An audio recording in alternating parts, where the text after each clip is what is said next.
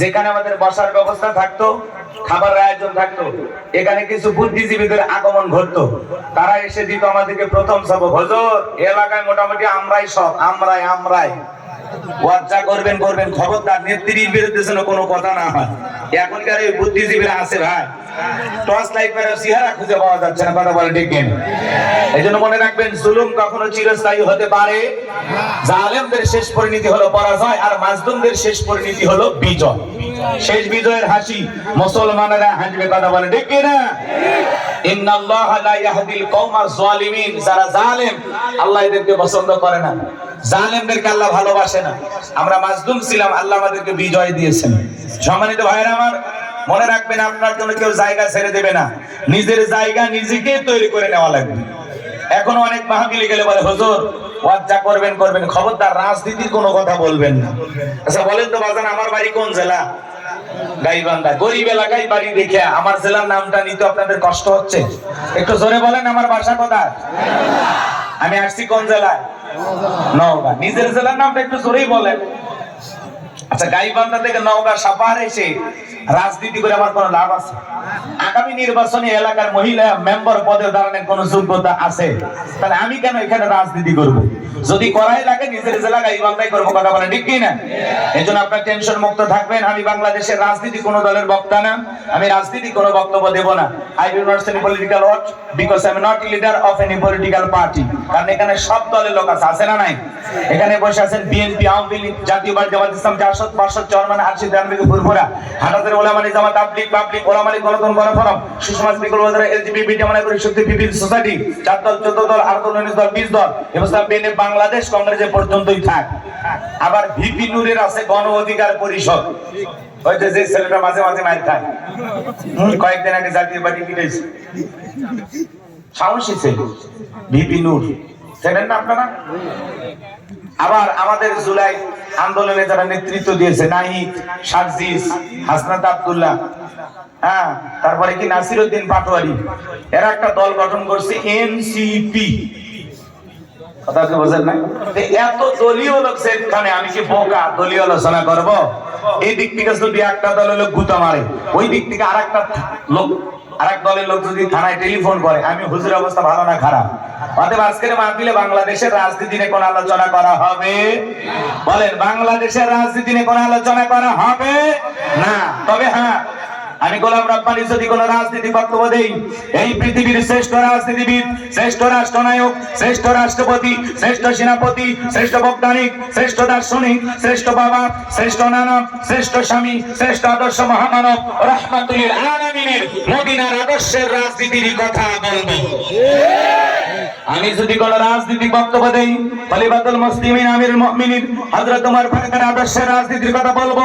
সেই ওমর ফারুক আল্লাহর জমিনে আল্লাহর দ্বীনকে প্রতিষ্ঠিত করার জন্য নিজের কলিজার টুকরা ছেলেকে পর্যন্ত ছাড় দেয় নাই, কথা বলেন ঠিক কিনা? সেই মদিনাওয়ালার আদর্শের রাজনীতির কথা শোনার পরে আপনার যেন আবার চুলকানি আরম্ভ না হয়, কারণ কোরআন হাদিসের হক কথা সবার পেটে হজম হয়। ছোট্ট বাচ্চা অসুস্থ, বাবা ডাক্তারের কাছে নিয়ে গেছে, ডাক্তার সাহেব কিছু তিতে ট্যাবলেট দিয়েছে খাইতে, ছোট্ট বাচ্চা তিতে ওষুধ খায় না, ফেলাইয়া দেয়, সব ফেলাইয়া দিয়েছে। পরের দিন সকালবেলা আবার চলে গেছে, ডাক্তার সাহেব গতকালকে ট্যাবলেট দিয়েছিলেন তিতা, আমি ছেলের তিতা, বলেন না ছেলের কোন কায়দা ঔষধ খাওয়া? বলে উপায় একটাই আছে, সেটা হলো নওগাঁ সাপাহারের ভালো কোনো হোটেল থেকে মিষ্টি কিনবেন, মিষ্টি কিনে মিষ্টি একটু ফাঁক করবেন, ফাঁক করে ওর ভিতরে ট্যাবলেট ঢুকাইয়া পূর্বের মতো মিষ্টি বানায় ছেলের সামনে খাইতে দেবেন। আশা করা যায় মিষ্টি খাওয়া হবে, ট্যাবলেটও ভিতরে চলে যাবে, আপনার সন্তানটা সুস্থতা লাভ করবে। ডাক্তার এমন কৌশল বাবার কাছে চমৎকার মনে হলো, বাবা তাই আমল করলেন, মিষ্টির ভিতরে ট্যাবলেট দিয়া ছেলের সামনে ফেলে দেয় বা ফ্রিজে খাইতে দিয়েছে, বাজান মিষ্টি খেয়ে নাও, আমি তোমার জন্য 1 গ্লাস পানি নিয়ে আসি। এইবার বাবা পানি নিয়ে এসে দেখে প্লেটের মিষ্টি খাওয়া শেষ, মনে মনে কয়েকবার সুবহানাল্লাহ আলহামদুলিল্লাহ করে জিজ্ঞাসা করে, বাজান মিষ্টি খাইছো? ছেলে উত্তর দিয়ে বলে, হ্যাঁ আব্বা মিষ্টি খাইছি ঠিকই, কিন্তু মিষ্টির ভিতরে যে বিসি ছিল ওইটা খাই নাই। আজকে সমাজে অবস্থা তাই, বলে হুজুর ওয়াজ করেন কোনো সমস্যা নাই। আমরা যখন বলি তিবিয়ানাল লিকুল্লি শাই, মানব জীবন পরিচালনা করার জন্য রান্নাঘর থেকে পার্লামেন্ট পর্যন্ত যত নিয়ম নীতি দরকার দিয়েছেন বিশ্ব সরকার, এক শ্রেণীর মুসলমানের কাছে এই কোরআন হাদিসের হক কথা সহ্য হয় না, কথা বলেন ঠিক কিনা? মনে রাখবেন, যুগে যুগে নবী রাসূল দাওয়াতি কাজ করেছেন, তাদের দাওয়াতি কাজও কাফির বেঈমানরা বাধার প্রাচীর তৈরি করে দিয়েছিলেন। এরপরে আল্লাহর পয়গম্বরেরা শত বাধার প্রাচীরকে ভেঙে আল্লাহর জমিনে আল্লাহর পথে মানুষকে দাওয়াত দিয়েছেন, কথা বলেন ঠিক কিনা? আপনার আমার প্রিয় নবী কালেমার দাওয়াতের দিকে কোরআনের প্রচার করতে গিয়ে মার খেয়েছেন, রক্ত ঝরিয়েছেন, দান্দার মোবারক শহীদ হয়ে গেছেন। সাহাবায়ে কিরাম দ্বীনকে প্রতিষ্ঠিত করতে গিয়ে মার খেয়েছেন, রক্ত ঝরিয়েছেন, জীবন দিয়েছেন।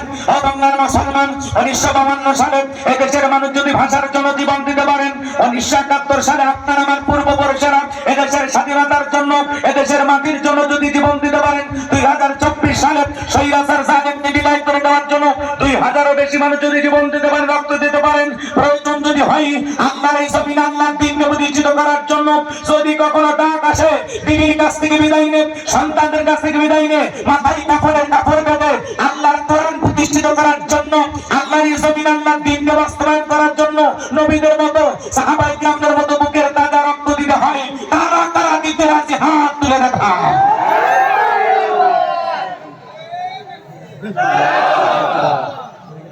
বুঝতে পারছি? লিল্লাহি তাকবীর। আসলে করে টান টান করে হাত তোলেন। আমি কি হাত নামাইতে বলেছি? ওই যে মাঝে মাঝে হাত দেখা দেখা যায়। দুই হাত সোজা করার শক্তি, আপনি পুরুষ মানুষ, দুটি ভিটামিন ক্যালসিয়াম মাঝে মাঝে কিনে খাবেন, একেবারে দুর্বল হলে চলতে পারবেন না। সোজা করেন টান টান করে তুলে রাখেন। একটা তাকবীর দেন, লিল্লাহি তাকবীর। হাত নামাবেন না, হাত টান টান করে তুলে রাখেন। আমার আল্লাহ রাব্বুল আলামিন বলেন, ইন্নাল্লাহা আশতারা মিনাল মুমিনিনা আনফুসাহুম ওয়া আমওয়ালাহুম বিআন্না লাহুমুল জান্নাহ। সূরা তাওবার 111 নম্বর আয়াতে আল্লাহ রাব্বুল আলামিন জানিয়ে দিলেন, নিশ্চয়ই মুমিন বান্দাদের জান মাল আমি আল্লাহ ক্রয় করে নিয়েছি, বিনিময়ে দেব জান্নাত। বলুন সুবহানাল্লাহ। তাহলে বলেন তো বাজান, আপনার আমার জীবনের মালিক কে? এই নওগাঁর সাপাহারের যুবকেরা ভালো করে বলো তো, এই জীবনের মালিক কে? প্রেম করবার প্রেমিকাকে পার্কে নিয়ে যা ডায়লগ দিবা, এই জীবন তোমার, তুমি শুধু আমার। ওরে হাইব্রিড যুবক, এই জীবনের মালিক কে? আপনার আমার সম্পদের মালিক কে? আল্লাহর দেয়া জীবন, আল্লাহর দেয়া সম্পদ আল্লাহর পথে খরচ করতে রাজি আছেন তো ইনশাআল্লাহ? রাজি আছেন তো ইনশাআল্লাহ? বাম হাত নামান, শুধু ডান হাত তুলে রাখেন। কিছুক্ষণ আগেই বলেন, হুজুর জীবন দিতে রাজি, রক্ত দিতে রাজি। আপাতত জীবন রক্ত দুইটার কোনোটাই দিতে হবে না। ডান হাতটা পকেটের ভিতর ঢুকে দিয়া যে যা পারে যতটুকু পারেন এই মাদ্রাসার জন্য, এই ওয়াজ মাহফিলের জন্য প্রাণ ভরে দান করবেন। সোজা ডান হাত পকেটে দেন, আমিও দিচ্ছি। নিজের পকেটে হাত দেবেন, অন্য কারো পকেটে হাত দিয়ে পকেট মারি বলে মার খাবেন না। সবাই পকেটে হাত দেন।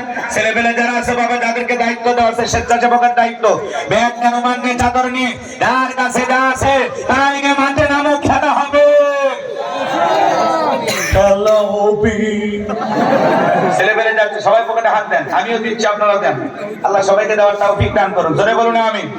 আমিও দিলাম, আপনারাও দেন। সবাই পকেটে হাত দেন। 10, 20, 50, 200, 100, 500, 2000, 5000, 10,000, 1 লাখ, 2 লাখ, যে যা পারেন আল্লাহর রাস্তায় পকেটে হাত দিয়ে প্রাণ ভরে টাকা দান করেন। খবরদার কে যেন আবার বিড়ি ম্যাচ দিন না।